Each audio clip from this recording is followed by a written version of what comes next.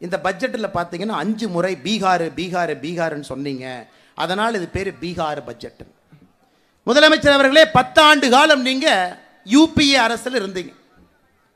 2004-05 பட்ஜெட்டில் தமிழ்நாடு என்கின்ற வார்த்தையை சொல்லலை. 2005-06 தமிழ்நாடு என்கின்ற வார்த்தையை சொல்லலை. 2006-07 தமிழ்நாடு என்கின்ற வார்த்தையை சொல்லலை. 2007-08 ஒரே முறை தமிழ்நாடு என்கின்ற வார்த்தையை சொன்னீங்க, 54 கோடி ரூபாய் ஒதுக்கி இருந்தீங்க. 2011-12 தமிழ்நாடு என்கின்ற வார்த்தையை சொல்லலை. 2012-13 தமிழ்நாடு என்கின்ற வார்த்தையை சொல்லலை. மொத்தமாக 10 ஆண்டுகளில் 5 முறை பட்ஜெட்டில் தமிழ்நாடு என்கின்ற வார்த்தை நீங்கள் ஆட்சியிலிருந்து யூபிஏல சொன்னீங்க. தமிழ்நாடு என்கின்ற வார்த்தைக்கு மொத்தமாக ஒதுக்கப்பட்ட நிதி 8054 கோடி. நாம் ஆட்சிக்கு வந்த பிறகு இந்த 11 பட்ஜெட்டில் தமிழ்நாடு என்கின்ற வார்த்தை எங்கெல்லாம் பயன்படுத்தி இருக்கின்றோமோ மொத்தமாக ஒதுக்கப்பட்டிருக்கக்கூடிய நிதி. ஏன் பொய் சொல்றீங்க? எதற்காக மேடை போட்டு மைக்கு கட்டி எதற்காக முதலமைச்சர் அவர்களே பொய் பேசுறீங்க? நீங்க மட்டும் பொய் பேசல, சுத்தி இருக்கக்கூடிய அமைச்சர்கள் எல்லாம் போட்டி போட்டு பொய் சொல்றாங்க. அதையெல்லாம் நான் பட்டியலிட்டு காட்டுறேங்க, என்னென்ன பொய் நீங்க சொல்லியிருக்கிறீங்க. எந்த இடத்துல எல்லாம் முதலமைச்சர் அவர்கள் தரம் தாழ்ந்து பொய் சொல்லியிருக்கிறார். ஒரு முதலமைச்சருடைய பதவிக்கு அது அழகா? சத்திய பிரமாணம் செய்து அரசியலமைப்பு சட்டத்தின்பால் நம்பிக்கை வைத்து ஆட்சியில் இருக்கக்கூடிய முதலமைச்சர் பொய்யான தரவுகளை கொடுக்கலாங்களா? அதையெல்லாம் அடுத்த 10 நிமிஷம் நான் சொல்றேங்க.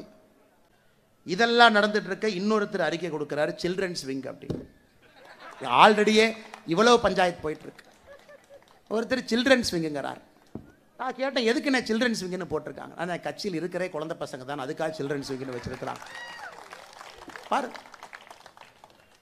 இதெல்லாம் தமிழகத்தில் நடந்து கொண்டிருக்கிறது. எல்லா மக்கள் பார்த்து கொண்டிருக்கின்றார்கள். ஒரு புதிதாக கட்சி ஆரம்பிக்கக்கூடிய தலைவர் ஒருத்தர் சொல்றாரு, இந்த பட்ஜெட்டை பார்த்தேன், வழக்கம் போல மத்திய அரசு தமிழக மக்களை வஞ்சிச்சிருக்கிறாங்க. ஒரு புதிதாக கட்சி ஆரம்பித்த தலைவர் சொல்றார், ஏன்னா ஜிஎஸ்டி குறைப்பை பற்றி இந்த பட்ஜெட்டில் ஒன்றையுமே காணாமே.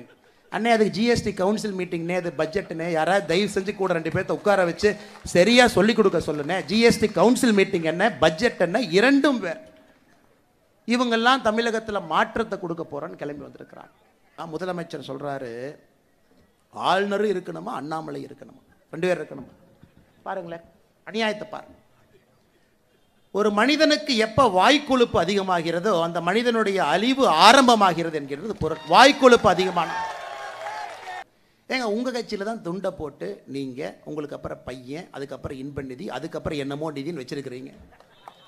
இந்த கட்சியை பொறுத்தவரை அண்ணாமலை தொடர்ச்சியாகலாம் இருக்க மாட்டான். ஒரு தலைவர், ஒரு தலைவருக்கு பின்பு ஒரு தலைவர், எல்லா தலைவரும் இணைந்து இந்த வேலையை செய்வதுதான் அந்த கட்சியினுடைய அடிப்படை பண்பு. ஆனால் அண்ணாமலை இங்கேயே தான் இருப்பான். எப்போ வரைக்கும் இருப்பானா, அறிவாலயத்தில் இருக்கக்கூடிய ஒரு செங்கலையும் உருவி எடுக்கும் வரை இங்கே இருப்பான். உருவி எடுக்கும் வரை. இந்த ஊழல் பெருச்சாளிகள், 35 அமைச்சர்கள் ஊழல் பெருச்சாளிகள் 2026 சிறைக்கு செல்வதை பார்ப்பதற்கு இந்த அண்ணாமலை இருப்பான். அதுவரை நிச்சயமா இருப்பான். அதில் உங்களுக்கு எந்த சந்தேகம் வேண்டாம். அன்பு தொண்டர்களே, அன்பு சொந்தங்களே, தமிழகத்தை மாற்ற வேண்டிய நேரம் வந்துருச்சுங்க. ஏன்னா இப்ப மாத்தலைன்னா தமிழகத்தை யாராலும் மாற்ற முடியாது. அந்த நேரத்தை நோக்கி வந்து விட்டோம். எல்லாம் தலைகீழாக குட்டிச்சவராக இருக்கிறது. கல்வியிலிருந்து சட்டம் ஒழுங்கிலிருந்து எல்லாம். ஆனா முதலமைச்சர் என்ன 23ஆம் புலிகேசியை போட 2 பேர்த்த கூட வச்சிருக்கிறார். மன்னா, மாதம் மும்மாறி மழை பொழிகிறது, அப்படியே வாங்க, மக்கள் அப்படியே சிரிச்சுக்கிட்டு ஆனந்தமா இருக்கிறாங்க. இன்னொருத்தர் வேற வெக்கமே இல்லாமல் சொல்றாரு, இந்த அரசுல தான் பெண்கள் பாதுகாப்பு, வெளியே வாயா செப்பல் எடுத்து அடிக்கிறவங்களாம் உட்கார்ந்து இருக்கிறாங்க. 2026 சட்டமன்ற தேர்தலுக்கு ஓட்டு கேட்டீங்களா, வெளியே வரதானே போறீங்க. இதுல முதலமைச்சர் இருட்டு கடைக்கு போறார். திருநெல்வேலிக்கு இருட்டு கடைக்கு. அல்வா எப்படி இருக்கு? நல்லா இருக்கு. அந்த அல்வா கொடுக்குற அம்மாவோட முகத்தை பார்க்கணும். 3 வருஷமா உங்கள்கிட்ட அல்வா வாங்குறேன், ஒரு அல்வா தான் என்னால் கொடுக்க முடிஞ்சது. பயிர்க்கடன் அல்வா, கல்வி கடன் அல்வா, பெண்களுக்கு 1000 ரூபாய் கொடுப்போம் அல்வா, ஓய்வூதியம் உயர்வு அல்வா, தற்கால பணியில் இருந்தீங்கன்னா நிரந்தர பணி அல்வா, செவிலியருக்கு இது அல்வா.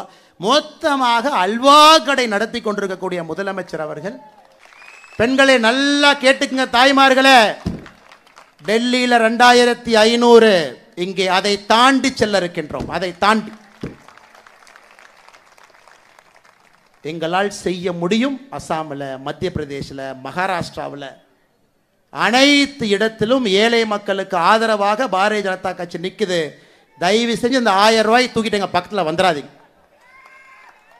மற்ற மாநிலத்திலே பாரதிய ஜனதா கட்சி தாய்மார்களுக்கு, மகளிருக்கு, சகோதரிகளுக்கு மகாராஷ்டிராவில் 2100, டெல்லியில் 2500 அக்கா அவர்கள் குழு எல்லா மாநிலத்திற்கும் சென்று வந்த பிறகு இந்தியாவிலே தேசிய ஜனநாயக கூட்டணி பாரதிய ஜனதா கட்சியினுடைய ஆட்சி அதிகமாக பெண்கள் தாய்மார்களுக்கு மாதம் மாதம் உதவித்தொகை கொடுப்பது தமிழகத்தில் தான் அதிகம் என்பதை எங்களுடைய தேர்தல் வாக்குறுதியாக மக்களுக்கு நாம் கொடுக்கணும். இந்த 1000 ரூபா, அதை 200 ரூபா ஏற்றுறேன், 300 ரூபா ஏற்றுறேன், இந்த பக்கம் வந்துடாது. உங்கள் முல்லை எடுத்து உங்கள் முல்லை எப்படி எடுத்து எறிவது என்பது பாரதிய ஜனதா கட்சிக்கு தெரியும். மக்களோடு மக்களாக 2026 தேர்தல் களத்தில் நிற்போம். இந்தியாவில் எங்கெல்லாம் மூளை முடுக்கெல்லாம் மக்களுக்கு எந்த மாதிரி திட்டத்தை எல்லாம் கொண்டு வந்திருக்கின்றோமோ வளர்ச்சி திட்டத்தோடு தமிழகத்திற்கு அதையும் கொண்டு வரப்போகின்றோம். எங்கள் தேர்தல் அறிக்கையோடு போட்டி போட்டு தைரியம் இருந்தால் வெற்றி பெற்று காட்டுங்கள் 2026 தேர்தலில். காரணம், இது மோடியின் கேரண்டி. சொன்னார்னா அது செய்வாருங்க. எல்லா மாநிலத்திலும் சொல்லி இருக்கின்றார், தமிழகத்திலும் சொல்ல போகின்றார். தமிழகத்திலும் நம்முடைய ஆட்சி செய்து காட்ட போகிறது.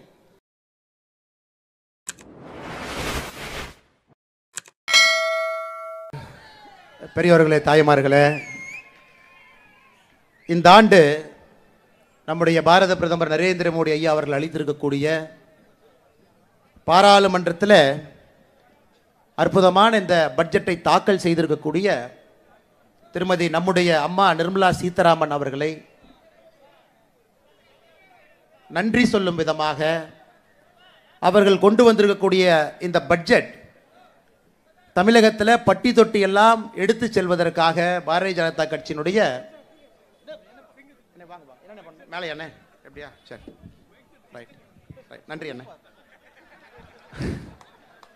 தமிழகத்திலே பட்டி தொட்டி எல்லாம் எடுத்து செல்வதற்காக திருவான்மையூரிலிருந்து முதல் பொதுக்கூட்டம் என்று ஆரம்பிக்கப்பட்டு தமிழகத்தில் அடுத்த 1 மாத காலத்தில் எல்லா மாவட்டத்திலும் எல்லா தாலூக்கிலும் கூட இது போன்ற கூட்டம் நடைபெற இருக்கிறது. அந்த முதல் கூட்டத்திற்கு இங்கே பங்கேற்று கொண்டிருக்கக்கூடிய எல்லா அன்பு சொந்தங்களுக்கும் கூட இந்த நேரத்தில் என்னுடைய நெஞ்சார்ந்த நன்றிகளை தெரிவித்துக் கொள்கின்றேன். காரணம், இந்த காலத்தில் பொதுக்கூட்டத்திற்கெல்லாம் யாரும் வர்றதில்லைங்க.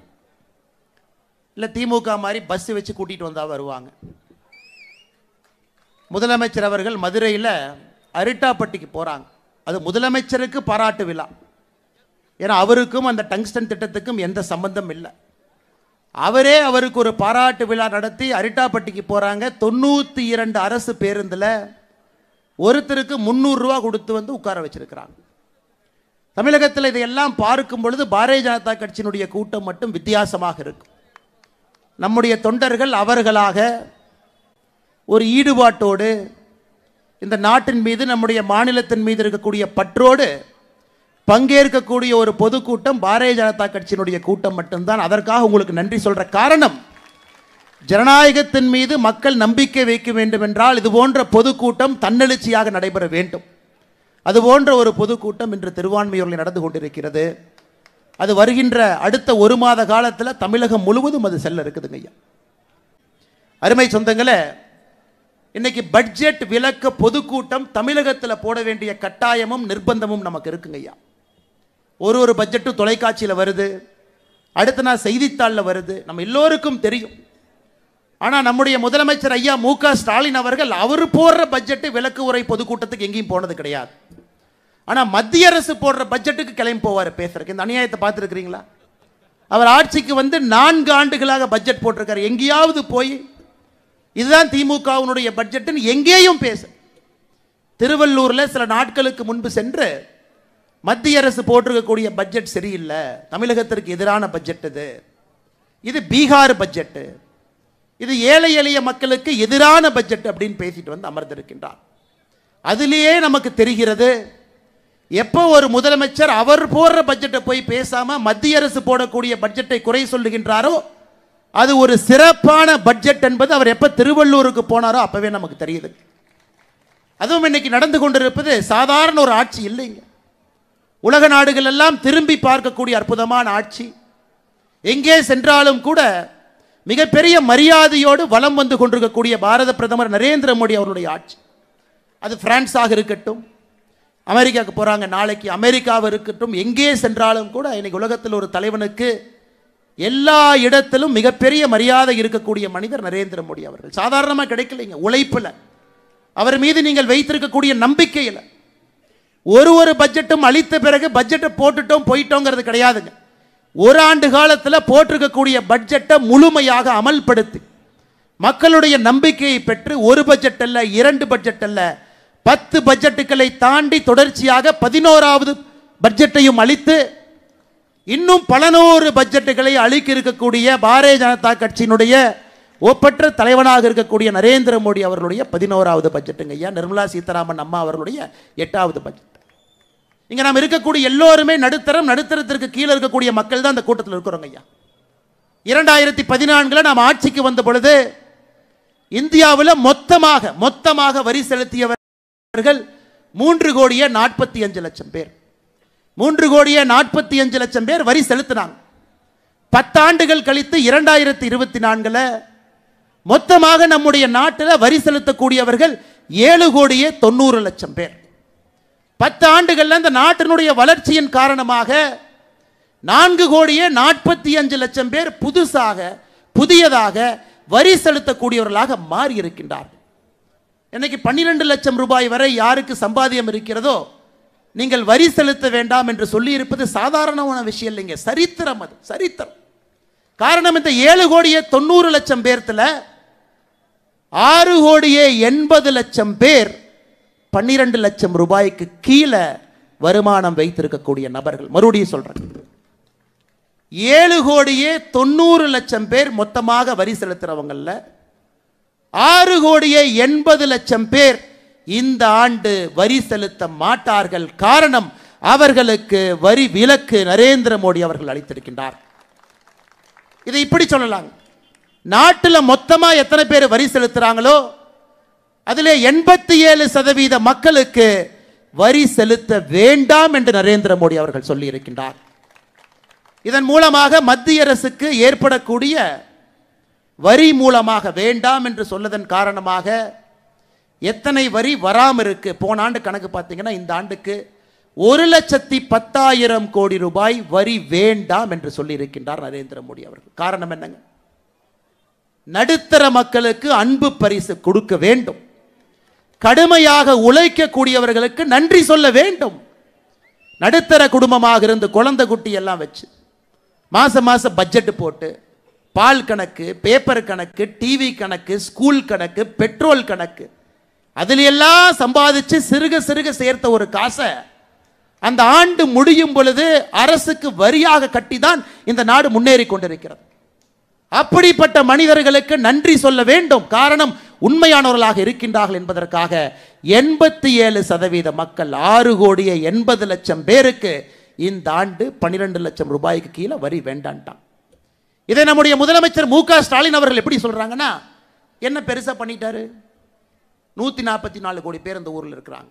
இந்த நாட்டில் 2% மக்களுக்கு வரி இது கொடுத்துருக்கிறாங்க, வரி கட்ட வேண்டாம். இது சாதனையா அப்படிங்கிறார் முதலமைச்சர் அவர்களே. நீங்கள் வீட்டில் போய் கடைக்கு போய் பால் பாக்கெட்டு வாங்கினா உங்களுக்கு அவங்க கஷ்டம் தெரியும், நியூஸ் பேப்பர் வாங்கினா கஷ்டம் தெரியும். நீங்கள் டிஃபெண்டர் காரில் மகன் நடத்தக்கூடிய மிகப்பெரிய நிறுவனம், கோடியாக சம்பாதனை இருக்கக்கூடிய முதலமைச்சர் அவர்களுக்கு நடுத்தர மக்களுடைய வலி எப்படி தெரியுமா? முதலமைச்சர் மு க ஸ்டாலின் ஐயா அவர்களே, ஒரே வார்த்தையில் கொச்சப்படுத்திட்டு போயிட்டீங்க. ஒரே வார்த்தையில் 2% மக்கள் பயனடைகின்றார்கள் என்று சொல்வதை விட வரி செலுத்தக்கூடியவர்கள் 87% மக்கள் பயனடைகின்றார்கள்.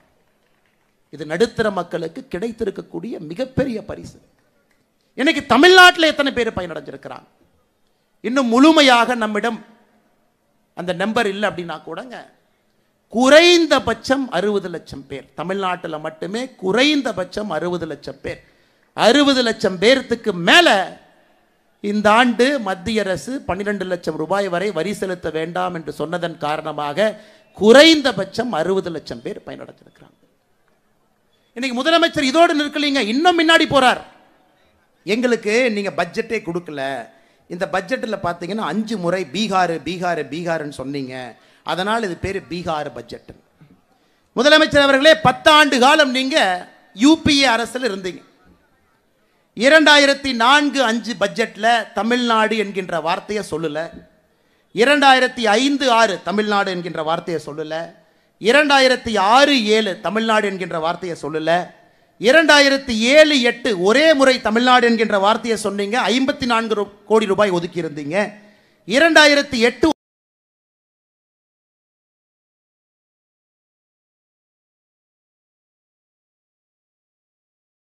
ஒரு முறை தமிழ்நாடு என்கின்ற வார்த்தையை பயன்படுத்தினீங்க, 300 கோடி. 2011-12 தமிழ்நாடு என்கின்ற வார்த்தையை சொல்லல. 2012-13 தமிழ்நாடு என்கின்ற வார்த்தையை சொல்லல. மொத்தமாக 10 ஆண்டுகள்ல 5 முறை பட்ஜெட்ல தமிழ்நாடு என்கின்ற வார்த்தை. நீங்கள் ஆட்சியிலிருந்து யூபிஏல சொன்னீங்க. தமிழ்நாடு என்கின்ற வார்த்தைக்கு மொத்தமாக ஒதுக்கப்பட்ட நிதி 8054 கோடி. நாம் ஆட்சிக்கு வந்த பிறகு இந்த 11 பட்ஜெட்ல தமிழ்நாடு என்கின்ற வார்த்தை எங்கெல்லாம் பயன்படுத்தி இருக்கின்றோமோ மொத்தமாக ஒதுக்கப்பட்டிருக்கக்கூடிய நிதி 1,68,585 கோடி. முதலமைச்சர் அவர்களே, 10 ஆண்டு கால வெறும் தமிழ்நாடுன்னு 5 முறை சொல்லி 8000 கோடி எங்கே? 11 ஆண்டுகளில் நிதிநிலை அறிக்கையில தமிழ்நாடு என்று சொல்லி 1,68,585 கோடி எங்கே? எல்லா ஆண்டும் எல்லா பட்ஜெட்ல எல்லா மாநிலத்தினுடைய பெயரையும் சொல்வது கிடையாது. 2021-22 தமிழ்நாடு என்கின்ற வார்த்தை நம்முடைய பட்ஜெட்ல பயன்படுத்தும் பொழுது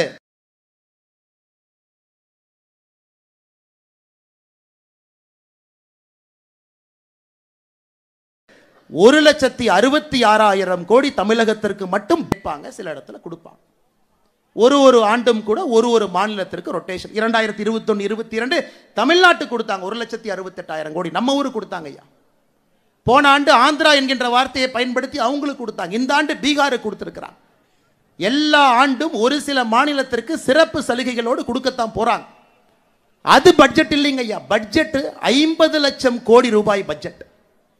இந்த பட்ஜெட் நாம் தாக்கல் செய்திருப்பது 50 லட்சம் கோடி. 2013-14 ஐயா பி சிதம்பரம் அவர்கள் கடைசி பட்ஜெட் போட்டுட்டு காங்கிரஸ் ஆட்சியிலிருந்து காலி செய்த பொழுது மொத்த பட்ஜெட் எவ்வளவுங்க ஐயா போட்டோம்? மொத்த பட்ஜெட் காங்கிரசினுடைய கடைசி ஆண்டுல பட்ஜெட்டினுடைய மொத்த செலவாதீனம் 15,90,000 கோடி. 15 லட்சம் கோடி தாங்க ஐயா பட்ஜெட். 10 ஆண்டுகள்ல 15 லட்சம் கோடி இருக்கக்கூடிய பட்ஜெட் 50 லட்சம் கோடியாக உயர்ந்திருக்கிறது. 50 லட்சம் கோடி, 3.5 மடங்கு. இது நாட்டில் வளர்ச்சி இல்லையா? இது வீக்கங்களா? இது வளர்ச்சி இல்லையா? 15 லட்சம் கோடி ரூபாய்க்கு பட்ஜெட் போட்ட ஒரு நாடு 50 லட்சம் கோடி ரூபாய்க்கு பட்ஜெட் போட்டு. அது மட்டும் இல்லைங்க ஐயா. 2013-14 காங்கிரசினுடைய கடைசி ஆண்டு ஒரு இந்தியனுடைய சராசரி வருமானம் 86,000 ரூபாய்.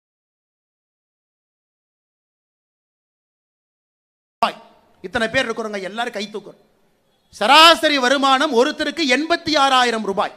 காங்கிரசினுடைய கடைசி ஆண்டு. இந்த ஆண்டு பட்ஜெட்லேயே அம்மையார் நிர்மலா சீதாராமன் அவர்கள் சொல்லி இருக்கின்றார், ஒரு சராசரி இந்தியனுடைய வருமானம் 2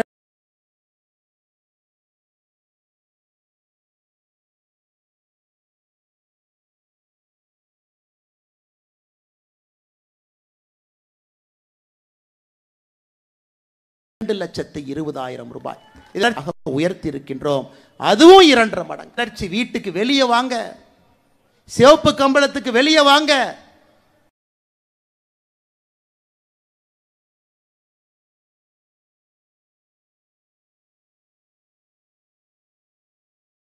வயல்வெளியிலே கான்கிரீட் ரோடு போடுவதிலிருந்து இருக்கின்றார்கள் என்பது. தமிழ்நாட்டுக்கு எதுவுமே கொடுக்கல. தமிழ்நாட்டை வஞ்சிக்கிறாங்க, ஏன் மாநிலத்தை எல்லாம் வஞ்சிக்கிறாங்க. அதுதான் மோடி அரசு மேல இருக்கக்கூடிய கோபங்கிறார் முதலமைச்சர் அவர். கடைசியாக காங்கிரஸ் அவங்க பட்ஜெட் போட்டுட்டு 2013-14 நிதி பகிர்வு, மொத்த நிதியில எவ்வளவு நிதியை மாநிலத்துக்கு கொடுத்தாங்க. நிதி பகிர்வு மொத்தமாக 5,22,000 கோடி. எல்லா மாநிலத்துக்கும் நிதி பகிர்வு 5,22,000 கோடி. இந்த ஆண்டு நிதி பகிர்வு 25,60,000 கோடி. 5 மடங்கு மாநிலத்திற்கு வரக்கூடிய நிதி பகிர்வு அதிகரிச்சிருக்கு இல்லைங்களா? 5 மடங்கு. 10 ஆண்டுகள், 75 ஆண்டுகள் சுதந்திரத்திற்கு பிறகு 5 லட்சம் கோடி கொடுத்தீங்க மாநிலத்திற்கு, எல்லா மாநிலத்துக்கும் சேர்த்து. 10 ஆண்டுகளில் 25 லட்சம் கோடி ரூபாய் மத்திய அரசு நிதியை பகிர்ந்து எல்லா மாநிலத்துக்கும் கொடுத்தது. ஏன் பொய் சொல்றீங்க? எதற்காக மேடை போட்டு மைக்கு கட்டி எதற்காக முதலமைச்சர் அவர்களை பொய் பேசுறீங்க? நீங்க மட்டும் பொய் பேசல, சுத்தி இருக்கக்கூடிய அமைச்சர்கள் எல்லாம் போட்டி போட்டு பொய் சொல்றாங்க. அதையெல்லாம் நான் பட்டியலிட்டு காட்டுறேங்க. என்னென்ன பொய் நீங்க சொல்லியிருக்கிறீங்க, எந்த இடத்துல எல்லாம் முதலமைச்சர் அவர்கள் தரம் தாழ்ந்து பொய் சொல்லியிருக்கிறார். ஒரு முதலமைச்சருடைய பதவிக்கு அது அழகா? சத்திய பிரமாணம் செய்து அரசியலமைப்பு சட்டத்தின்பால் நம்பிக்கை வைத்து ஆட்சியில் இருக்கக்கூடிய முதலமைச்சர் பொய்யான தரவுகளை கொடுக்கலாங்களா? அதையெல்லாம் அடுத்த 10 நிமிஷம் நான் சொல்றேங்க.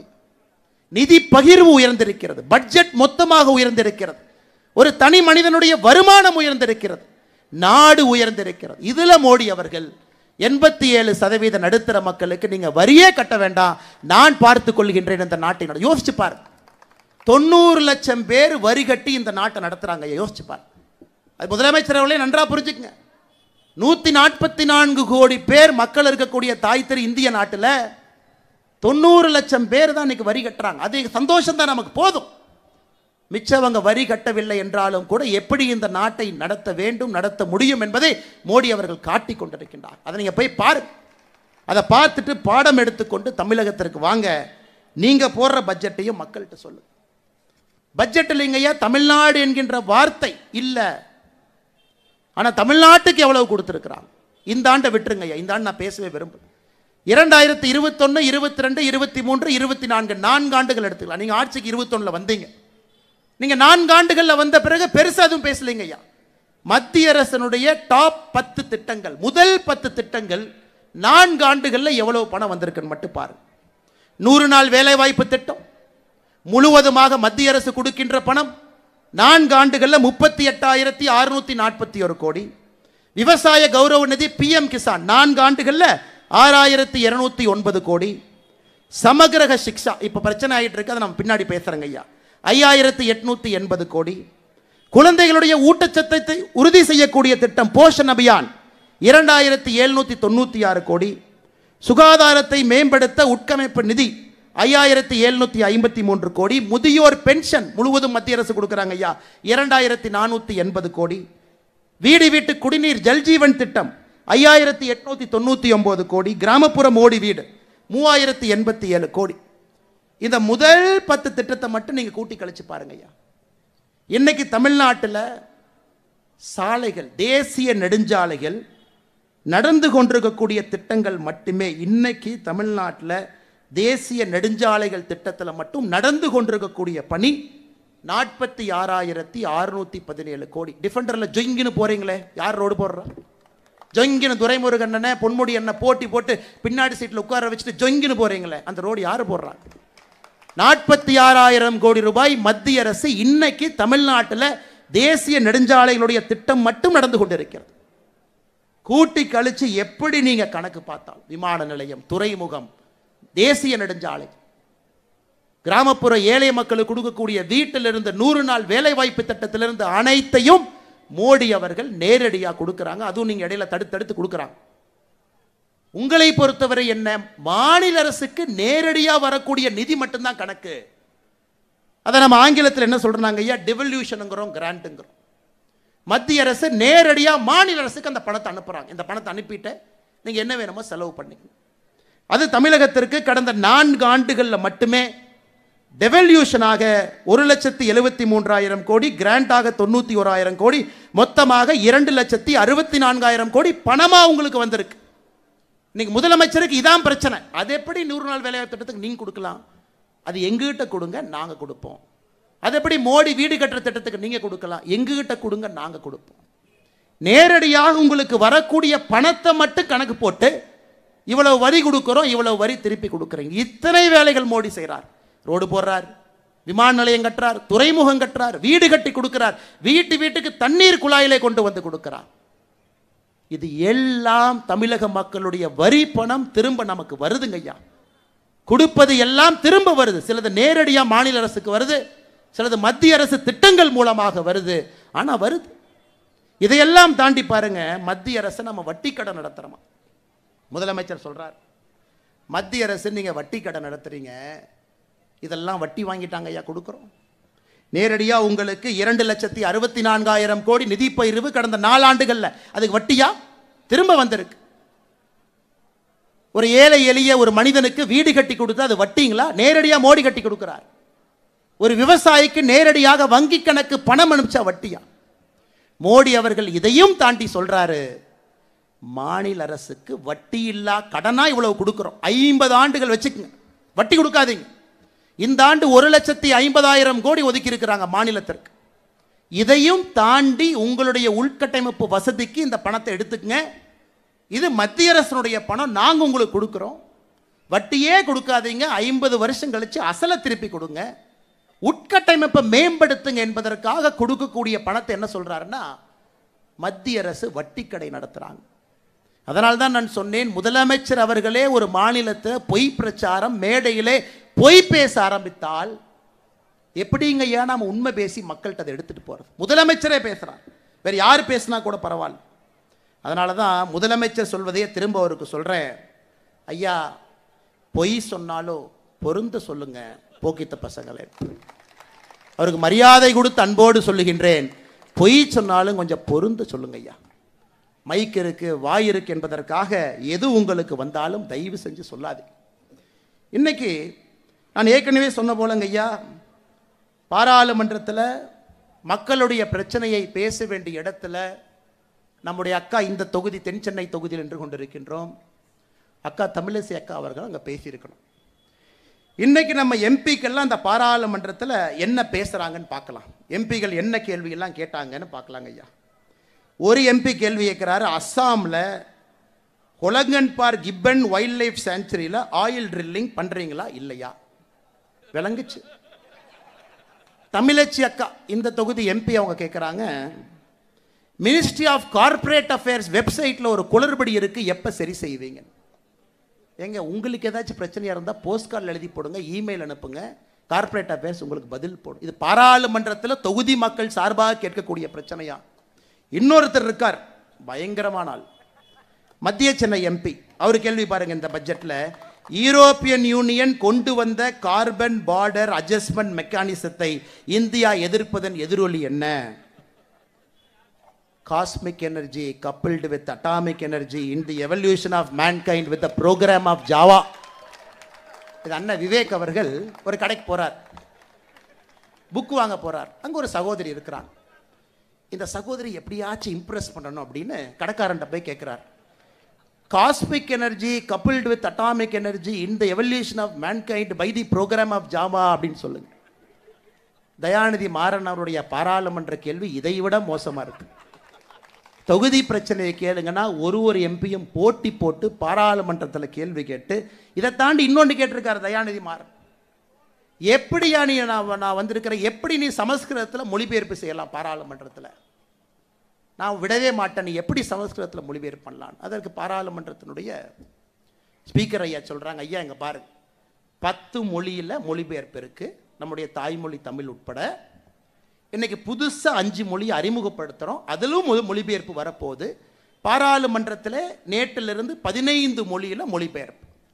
புதிதாக அறிமுகப்படுத்திய மொழி என்னன்னா போடோ, டோக்ரி, மணிப்பூரி, உருது, சமஸ்கிருதம். இந்த 5 மொழி புதுசா 10ஓட. உன்னை வரைக்கும் சொல்றாரு, எப்படி நீ சமஸ்கிருதத்தில் மொழிபெயர்க்கலாம்? ஏன்னா நீ கும்முடி பூண்டியை தாண்டினாவே வடக்கு தெற்கு தெரியாது, அங்கே போய் உட்கார்ந்துருக்கிற. அங்கே பாராளுமன்றத்தில் 543 எம்பியில் 39 பேர்த்த கழிச்சா யாருக்கும் தமிழ் தெரியாது, அவன் கேட்குறான் அதை உட்காந்து. ஏன்னா உனக்கு சமஸ்கிருதம் தெரியலனா கம்முன்னு உட்கார வேண்டியதானே, தெரிஞ்சவன் அதை கேட்க போகிறான். டோகிரி தெரியாதா, தெரிஞ்சவன் கேட்க போகிறான். எதற்காக கம்பு சுற்றணும்? இன்னைக்கு அண்ணன் தயாநிதி மாறன் அவர்களே, உங்களுக்கு நான் ஒன்று சொல்கிறேன், தமிழ் மொழின்னு ஆட்டம் போடுறீங்களே, இந்த ஆண்டு ஏசர் சர்வே, ஒரு ஆண்டும் கூட ஏசர் என்கின்ற நிறுவனம் மக்களுடைய குறிப்பாக மாணவர்களுடைய திறன் எந்த அளவுக்கு இருக்கு அப்படின்னு செக் பண்றாங்க. இந்த ஆண்டு ரிப்போர்ட், 3ஆம் வகுப்பு படிக்கக்கூடிய அரசு பள்ளி மாணவர்கள்ல 87% மாணவர்களுக்கு 2ஆம் வகுப்பில் இருக்கக்கூடிய தமிழ் எழுத்துக்களை படிக்கக்கூடிய திறன் இல்லை. 3ஆம் வகுப்பு படிக்கக்கூடிய தமிழ் மாணவ செல்வங்களுக்கு 2ஆம் வகுப்பு தமிழ் மொழி திறன் 87% இல்லை. 5ஆம் வகுப்பு படிக்கக்கூடிய மாணவ செல்வங்களுக்கு 2ஆம் வகுப்பு தமிழ் 63% மக்களுக்கு படிக்க தெரியவில்லை. 8ஆம் வகுப்புல படிக்கக்கூடிய அரசு பள்ளி மாணவ செல்வங்களுக்கு 38% மக்களுக்கு 2ஆம் வகுப்பு தமிழ் படிக்க தெரியல. இங்க வந்து தமிழ் படிக்கிற வேலையை செய்ய அங்க போய் சமஸ்கிருதம் பேசுறையன் தடுக்கிறோம். நம்ம ஊர்ல நம்முடைய மாணவ செல்வங்கள் தாய்மொழியிலே பின்தங்க ஆரம்பித்திருக்கின்றார்கள். இந்த வருஷம் ஏசர் ரிப்போர்ட் சொல்லுது. ஏசர் ரிப்போர்ட்டோட வேற எந்த ரிப்போர்ட் இல்லைங்க ஐயா, ஒரே ரிப்போர்ட் அதான் ஹையஸ்ட் ரிப்போர்ட். அதை பாருங்க, அதை போய் முதலமைச்சர்கிட்ட சொல்லுங்க. தாய்மொழி திறனை ஊக்குவிப்பதற்கு முயற்சி எடுங்க. வெட்கமா இல்லையா உங்களுக்கு? ஆட்சியில் இருக்கிறீங்க, தமிழ் மொழியை சொல்லி அரசியல் பண்றீங்க, வெட்கப்பட வேண்டும். இந்தியாவில் மொத்தமாக 18 சமஸ்கிருத பல்கலைக்கழகம் இருக்கு. நாம கட்டலீங்க ஐயா, கட்டிட்டாங்க, வேண்டும் என்று இருக்கிறது. தமிழ் பல்கலைக்கழகம் ஒன்றே ஒன்று இருக்கு. யாராவது உங்களைய தமிழ் பல்கலைக்கழகம் 10 கட்ட வேண்டாம் என்று சொன்னோமா? அதுவும் புரட்சி தலைவர் எம்ஜிஆர் ஐயா கட்டின தஞ்சாவூர் தமிழ் பல்கலைக்கழகம் ஒன்னே ஒன்று.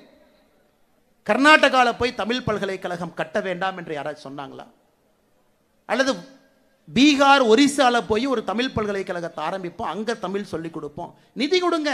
மத்திய அரசு கிட்ட மத்திய அரசு எவ்வளவு நிதி கொடுக்கணுமோ அதை நாங்க வாங்கிட்டு வர்றோம். இந்தியாவில் எல்லா இடத்திலும் தமிழ் மொழியை கொண்டு செல்ல வேண்டும் என்றால் எல்லா இடத்துலையும் ஆரம்பிக்கலாம். அதற்கு உங்களுக்கு வக்கில்ல துப்பில்லை. பாராளுமன்றத்தில் cosmic energy coupled with atomic energy மாதிரி கேள்வியை கேட்டுட்டு சமஸ்கிருதத்தை எதுக்கியா சொல்லிக் கொடுத்தேன்னு கேட்குறேன். இதெல்லாம் நடந்துட்டு இருக்க இன்னொருத்தர் அறிக்கை கொடுக்கிறாரு, சில்ட்ரன்ஸ் விங் அப்படின்னு. ஆல்ரெடியே இவ்வளவு பஞ்சாயத்து போயிட்டு இருக்கு. ஒருத்தர் சில்ட்ரன்ஸ் விங்குங்கிறார். நான் கேட்டேன், எதுக்கு நான் சில்ட்ரன்ஸ் விங்குன்னு போட்டிருக்காங்க? ஆனால் கட்சியில் இருக்கிற குழந்தை பசங்க தான், அதுக்காக சில்ட்ரன்ஸ் விங்குன்னு வச்சிருக்கிறாங்க. பாரு, இதெல்லாம் தமிழகத்தில் நடந்து கொண்டிருக்கிறது. எல்லா மக்கள் பார்த்து கொண்டிருக்கின்றார்கள். ஒரு புதிதாக கட்சி ஆரம்பிக்கக்கூடிய தலைவர் ஒருத்தர் சொல்றாரு, இந்த பட்ஜெட்டை பார்த்தேன், வழக்கம் போல மத்திய அரசு தமிழக மக்களை வஞ்சிச்சிருக்கிறாங்க. ஒரு புதிதாக கட்சி ஆரம்பிச்ச தலைவர் சொல்றார், ஏன்னா ஜிஎஸ்டி குறைப்பு பத்தி இந்த பட்ஜெட்ல ஒன்றையுமே காணாமே. அண்ணே அதுக்கு ஜிஎஸ்டி கவுன்சில் மீட்டிங்னே, அது பட்ஜெட்னே, யாராவது தயவு செஞ்சு கூட 2 பேர்த்த உட்கார வச்சு சரியா சொல்லி கொடுக்க சொல்லுனே. ஜிஎஸ்டி கவுன்சில் மீட்டிங் என்ன, பட்ஜெட் என்ன, இரண்டும் வேறு. இவங்கெல்லாம் தமிழகத்தில் மாற்றத்தை கொடுக்க போறேன்னு கிளம்பி வந்திருக்கிறாங்க.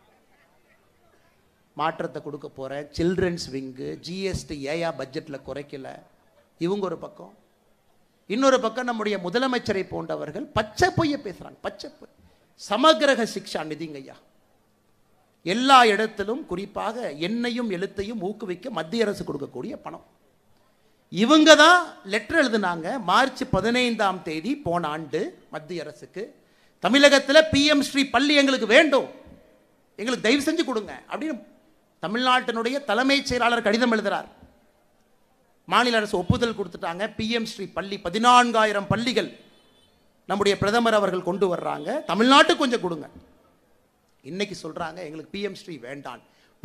போன ஆண்டு அவங்க கடிதம் எழுதுறாங்களா இல்லையா? மாநிலத்தினுடைய தலைமைச் செயலாளர் அவரே கையெடுத்து, அவரே பெண்ணெடுத்து, அவரே கையெழுத்து போடுவாரா முதலமைச்சரை கேட்காம? இந்த ஆண்டு அரசியல் செய்கின்றார்கள். தமிழகத்திற்கு ஒடுக்கப்பட வேண்டிய நிதி மடைமாற்றம் செய்து குஜராத்துக்கும் உத்தரப்பிரதேசுக்கும் அனுப்பிட்டாங்க. இதைத்தான் நான் சொல்லுகின்றேன். முதலமைச்சர் அவர்கள் பொய்யெல்லாம் சொல்ல ஆரம்பிச்சு அடுத்த கட்டத்துக்கு போயிட்டாங்க. இந்த ஆண்டு குஜராத்துக்கு சமகிரக சிக்ஷாலே ஒதுக்கப்பட்டிருக்கக்கூடிய நிதி 1598 கோடி. முதல் தவணையாக 510 கோடி கொடுத்திருக்காங்க. உத்தரப்பிரதேசத்துக்கு ஒதுக்கப்பட்ட நிதி 6971 கோடி, முதல் கட்டமாக 344 கோடி கொடுத்திருக்காங்க. தமிழகத்திற்கு முதல் கட்ட நிதி வர இருக்கிறது. முதல் கட்ட 2 மாநிலத்துக்கு கொடுத்துட்டீங்க, தமிழ்நாட்டுக்கு முதல் கட்ட கொடுக்கல. அப்ப எனக்கு நீங்க சொன்ன எல்லா நிதியும் அவங்களுக்கு அனுப்பிட்டீங்கன்னு சொல்றது பச்சை பொய் தானே? பொய் தானுங்க. நாம் தமிழகத்திற்கு நிதி கொடுக்க மாட்டோம் என்று எங்கேயும் சொல்லவில்லை. முதல் கட்டமாக அறிவித்த நிதி சில மாநிலத்திற்கு போயிருக்கு. சில மாநிலம் கேரளா, வெஸ்ட் பெங்கால், தமிழ்நாடு உட்பட சில மாநிலத்துக்கு வரல, வரும்.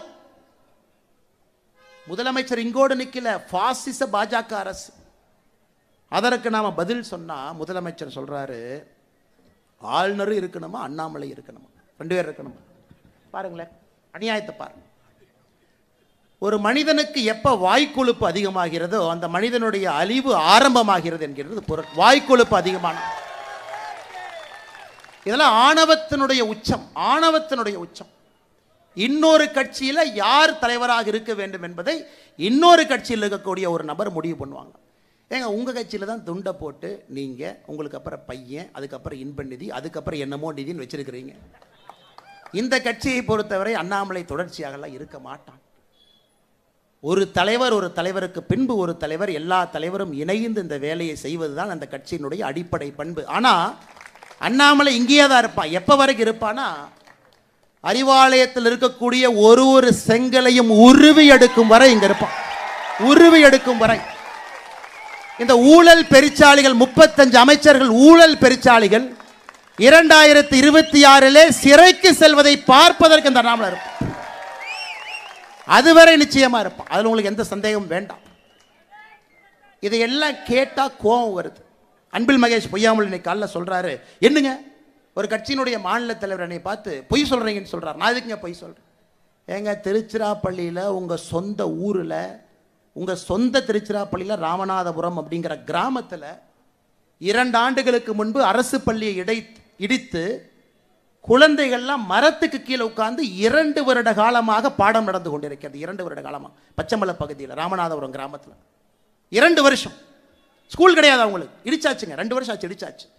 மரத்துக்கு கீழ் என்னுடைய முகநூலில் அந்த வீடியோவை போட்டிருந்தேங்க ஐயா. குழந்தை பார்க்கணும் நீங்கள் அந்த வெயில் எப்படி நிற்கிறாங்க. அதுக்கு நாங்கள் பிஎம் ஸ்ரீ பள்ளி கட்டி கொடுக்குறோன்னு சொல்கிறோம், நவோதயா வித்யாலயாவை கொடுக்குறோன்னு சொல்கிறோம், கேந்திரிய வித்யாலயா எவ்வளோ வேணுமோ கொடுக்குறோங்கிறோம். நவோதயா வித்யாலயா பேரை வேற ஏதாச்சும் பேரை மாற்றுக்கிறீங்களா, அதுக்கும் தயாராக இருக்கிறோம். அதை வாங்குவதற்கு துப்பில்லை. ஆனால் அன்பில் மகேஷ் பொய்யாமொழி பையன் அவர் நடத்தக்கூடிய பள்ளி விழாவில் பங்கேற்பார். ஒருத்தர் வந்து கேட்பார், அந்த சயின்ஸ் ப்ராஜெக்ட் நல்ல விருது வாங்கினீங்கல்ல. அந்த பையன் நல்ல பையன், நான் எதுவும் பண்ணலிங்க, சும்மா தாங்க நின்று யாருக்கோ விருது வாங்கினாங்க, என்னை விட்டுருங்க. ஸோ உங்கள் பையனுக்கு ஒரு நியாயம். திருச்சி மாவட்டத்தில் இந்த மரத்துக்கு கீழே உட்கார்ந்துருக்கக்கூடிய ஏழை குழந்தை தாய், அவங்களுடைய குழந்தைக்கு ஒரு நியாயம். இதாயா நீ வச்சிருக்கிற சமூக மாடல் லட்சம்? நீங்கள்லாம் வந்து பேசுகிறீங்க, கேட்டால் நாங்கள் பொறுப்பு இல்லாமல் பேசுகிறேன்னு பட்டம் வேற கொடுக்குறேன். அன்பு தொண்டர்களே, அன்பு சொந்தங்களே, தமிழகத்தை மாற்ற வேண்டிய நேரம் வந்துருச்சுங்க. ஏன்னா இப்போ மாற்றலைன்னா தமிழகத்தை யாராலும் மாற்ற முடியாது. அந்த நேரத்தை நோக்கி வந்து விட்டோம். எல்லாம் தலைகீழாக குட்டிச்சவராக இருக்கிறது. கல்வியிலிருந்து சட்டம் ஒழுங்கிலிருந்து எல்லாம். ஆனால் முதலமைச்சர் என்ன 23ஆம் புலிகேசியை போட 2 பேர்த்த கூட வச்சிருக்கிறார். மன்னா மாதம் மும்மாறி மழை பொழிகிறது, அப்படியே வாங்க மக்கள் அப்படியே சிரிச்சுக்கிட்டு ஆனந்தமாக இருக்கிறாங்க. இன்னொருத்தர் வேற வெக்கமே இல்லாமல் சொல்றாரு, இந்த அரசுல தான் பெண்கள் பாதுகாப்பு, வெளியே வாயா செப்பல் எடுத்து அடிக்கிறதுலாம் உட்கார்ந்துருக்கிறாங்க. 2026 சட்டமன்ற தேர்தலுக்கு ஓட்டு கேட்டீங்களா, வெளியே வரதானே போறீங்க. இப்பெல்லாம் பேசுறாங்க. அன்பு சொந்தங்களே, நாம் அனைவரும் இணைந்து இந்த கூட்டத்திலே நாம் பேசக்கூடிய கருத்துக்களை எல்லா மக்கள்கிட்ட எடுத்துட்டு போனோங்க. அதான் அந்த கூட்டத்தினுடைய நோக்கம். தென் சென்னை தொகுதியினுடைய பாராளுமன்ற உறுப்பினராக இந்த முறை தமிழிசைக்கா வந்திருக்கணும். எல்லாம் பெரிய மனதோடு இத்தனை லட்சம் வாக்குகளை வாரி இழைச்சிங்க. உங்களுக்கு தெரியும், வெற்றி என்பது தாமதப்பட்டிருக்கிறதோ தவிர வெற்றி என்பது வராமல் போகலைங்க ஐயா, தாமதப்பட்டிருக்கிறது, அவ்வளவுதான். 2026 நிச்சயமாக அது நடக்கத்தான் போகிறது. அதில் எந்த மாற்று கருத்தும் இல்லைங்க ஐயா. நம்ம தெள்ள தெளிவாக இருக்கோம். இவங்க எந்த அளவுக்கு விஞ்ஞான ஊழல் செய்கிறாங்கன்னு ஒரே ஒரு கருத்தை மட்டும் முன்னாடி வைக்கிறாங்க ஐயா. எந்த அளவுக்கு விஞ்ஞான ஊழல். இலவச வேட்டி சேலை திட்டம் ஐயா. ஒரு வேட்டி எடுத்தீங்கன்னா நூல் 2 பக்கம் வருங்க ஐயா. இது ஒரு நூல், இது ஒரு நூல். இந்த நூல் பேர் வார்ஃபுமாங்க, இந்த நூல் பேர் வெஃப்ட்டுமாங்க. இந்த 2 நூல் சேரத்தான் வேட்டி செய்ய முடியும். தமிழக அரசு போன ஆண்டு சொல்றாங்க, இலவச வேட்டியில வார்ப் நேரா இருக்கக்கூடிய நூல் 100% காட்டன் தான் இருக்கணும். இவங்க எந்த அளவுக்கு ஊழல் பண்றாங்கன்னா, காட்டனுக்கு பதிலாக பாலிஸ்டரை மாத்துறாங்க.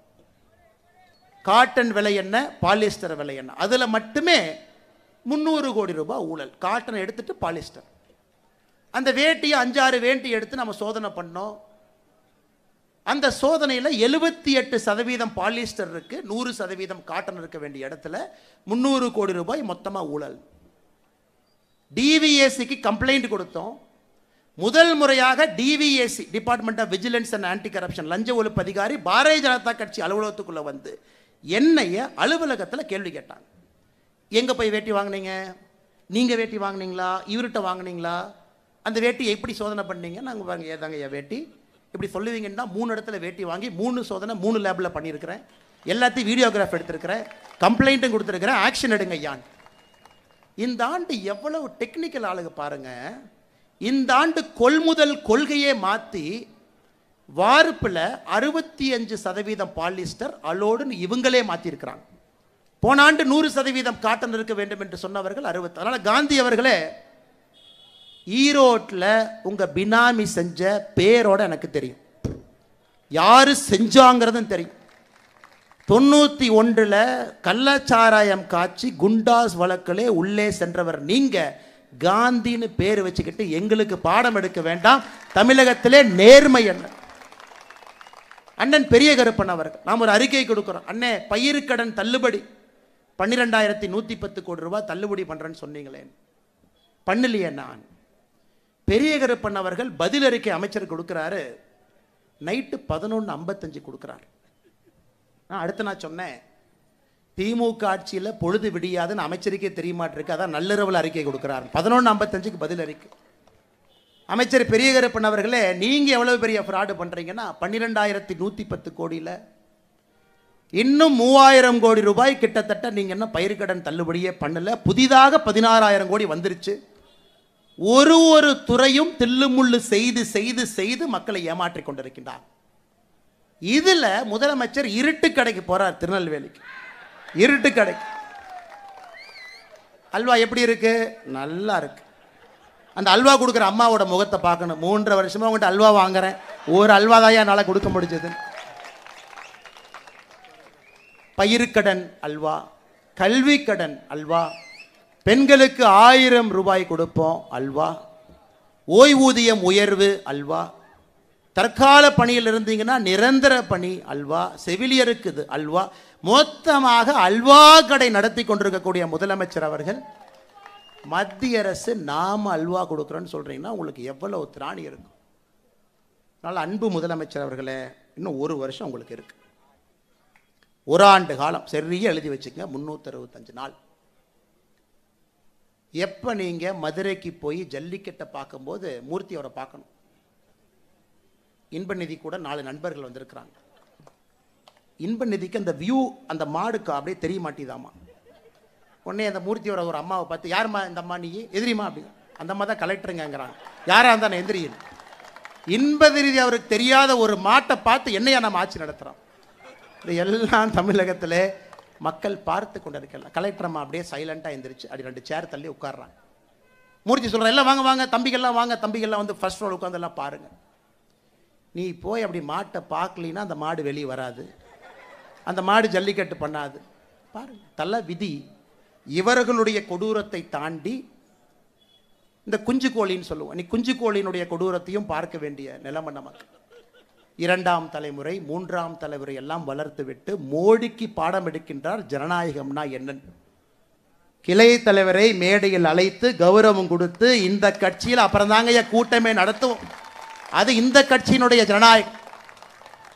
மக்கள் கையை கொடுக்கும் பொழுது இந்த பாக்கெட்டில் சானிடைசர் எடுத்து இந்த கையில் தொடச்சிக்கிட்டு, முதலமைச்சர் அவர்களே பாக்கெட்டில் கையை விடுறீங்க, அதுக்கு தானே பேண்ட்டை போட்டிருக்கிறீங்க. அதுபோல தான் இங்கே பாரதிய ஜனதா கட்சியில் யாரும் கிடையாது. கடைசியாக இன்னைக்கு ஒரு அறிவிப்பையும் சொல்கிறோம். தமிழ்நாட்டில் நீங்கள் என்ன சொல்லுவீங்க அப்படிங்கிறத இன்னைக்கு நாங்கள் சொல்கிறோம். அக்கா தமிழிசை அவர்கள் தலைமையில் பாரதிய ஜனதா கட்சியின் சார்பாக ஒரு குழு நம்ம போட போகிறோம். அந்த குழு பாரதிய ஜனதா கட்சி ஆட்சியில் இருக்கக்கூடிய மாநிலத்தினுடைய முதலமைச்சர்கள் எல்லாம் சந்தித்து, அங்கே நம்முடைய மக்கள் நலத்திட்டங்கள் என்னெல்லாம் செய்யறாமோ அதை பார்த்துட்டு வந்து தமிழகத்திலே 2026 தேர்தல் அறிக்கையை தயாரிப்பாங்க. பெண்களை நல்லா கேட்டுக்குங்க தாய்மார்களே, டெல்லியில் 2500, இங்கே அதை தாண்டி செல்ல இருக்கின்றோம். அதை தாண்டி எங்களால் செய்ய முடியும். அசாமில், மத்திய பிரதேசில், மகாராஷ்டிராவில் அனைத்து இடத்திலும் ஏழை மக்களுக்கு ஆதரவாக பாரதிய ஜனதா கட்சி நிற்குது. தயவு செஞ்சு இந்த 1000 ரூபாய் தூக்கிட்டு எங்கள் பக்கத்தில் வந்துடாதீங்க. மற்ற மாநிலத்திலே பாரதிய ஜனதா கட்சி தாய்மார்களுக்கு, மகளிருக்கு, சகோதரிகளுக்கு மகாராஷ்டிராவில் 2100, டெல்லியில் 2500. அக்கா அவர்கள் குழு எல்லா மாநிலத்திற்கும் சென்று வந்த பிறகு இந்தியாவிலே தேசிய ஜனநாயக கூட்டணி பாரதிய ஜனதா கட்சியினுடைய ஆட்சி அதிகமாக பெண்கள் தாய்மார்களுக்கு மாதம் மாதம் உதவித்தொகை கொடுப்பது தமிழகத்தில் தான் அதிகம் என்பதை எங்களுடைய தேர்தல் வாக்குறுதியாக மக்களுக்கு நாம் கொடுக்கணும். இந்த 1000 ரூபா, அதை 200 ரூபா ஏற்றுறேன், 300 ரூபா ஏற்றுறேன், இந்த பக்கம் வந்துடாது. உங்கள் முல்லை எடுத்து உங்கள் முல்லை எப்படி எடுத்து எறிவது என்பது பாரதிய ஜனதா கட்சிக்கு தெரியும். மக்களோடு மக்களாக 2026 தேர்தல் களத்தில் நிற்போம். இந்தியாவில் எங்கேயெல்லாம் மூளை முடுக்கெல்லாம் மக்களுக்கு எந்த மாதிரி திட்டத்தை எல்லாம் கொண்டு வந்திருக்கின்றோமோ வளர்ச்சி திட்டத்தோடு தமிழகத்திற்கு அதையும் கொண்டு வரப்போகின்றோம். எங்கள் தேர்தல் அறிக்கையோடு போட்டி போட்டு தைரியம் இருந்தால் வெற்றி பெற்று காட்டுங்கள் 2026 தேர்தலில். காரணம், இது மோடியின் கேரண்டி. சொன்னார்னா அது செய்வாருங்க. எல்லா மாநிலத்திலும் சொல்லி இருக்கின்றார், தமிழகத்திலும் சொல்ல போகின்றார். தமிழகத்திலும் நம்முடைய ஆட்சி செய்து காட்ட போகிறது. வளர்ச்சியும் வேணுங்க, ஏழை மக்களையும் கையோடு அழைச்சிட்டு போகணும். 90 லட்சம் பேர் தான் வரி கட்டுறாங்க. இன்னும் கோடிக்கணக்கான மக்களை வரி கட்ட வேண்டும் என்றால் அவர்களை உயர்த்த வேண்டிய கட்டாயம் நமக்கு இருக்கு. எல்லாம் கலந்த ஒரு ஆட்சி 2026 தேசிய ஜனநாயக கூட்டணி தமிழகத்திற்கு நாம் கொண்டு வருவோம். எல்லா மக்களுக்குமான ஆட்சியாக அது இருக்கும். அதற்கு நாம் செய்ய வேண்டியது கடுமையான களப்பணியை நாம் செய்தால் போதுங்க ஐயா. மக்கள் தானாக மோடியின் பக்கம் வந்து விடுவார்கள். பாரதிய ஜனதா கட்சியினுடைய ஆட்சி, தேசிய ஜனநாயக கூட்டணியின் ஆட்சி நிச்சயமாக தமிழகத்திலே உறுதியாக மலரும். அக்கா சொல்வதை போல தாமரை மலர்ந்தே தீரும் 2026 தமிழகத்தில். பொறுமையாக இந்த நிகழ்வுக்கு வந்து கேட்டுக்கொண்டிருக்கக்கூடிய எல்லா அன்பு நண்பர்களுக்கு கூட என்னுடைய நெஞ்சார்ந்த நன்றிகளை, வணக்கங்களை தெரிவித்துக் கொள்கின்றேன். நன்றி, வணக்கம். பாரத் மாதா கி, பாரத் மாதா கி, பாரத் மாதா கி.